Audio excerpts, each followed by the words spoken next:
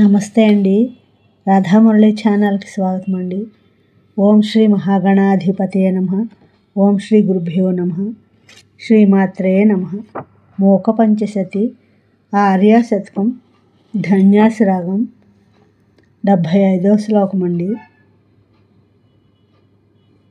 పురమథన పుణ్యకోటి పుంజిత కవిలోక సూక్తిరసధాటి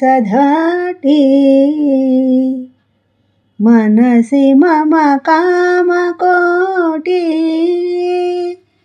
విహరతు కరుణా విపాక పరిపాటి పురమథన పుణ్యకోటి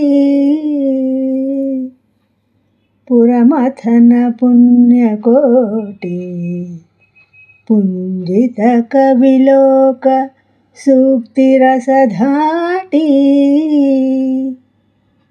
మనసి మమ కామకోటి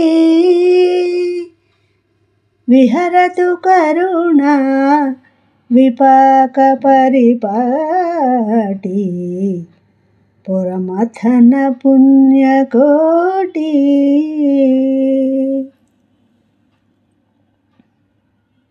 ఈ శ్లోకం యొక్క భావం అండి.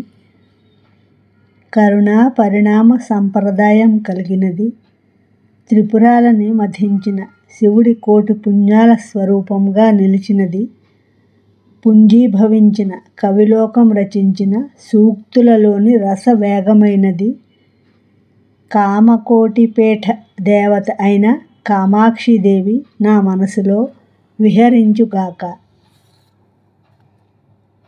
నా ఈ శ్లోకం మీకు నచ్చినట్లయితే లైక్ చేయండి, షేర్ చేయండి, సబ్స్క్రైబ్ చేయండి. మీ రాధ.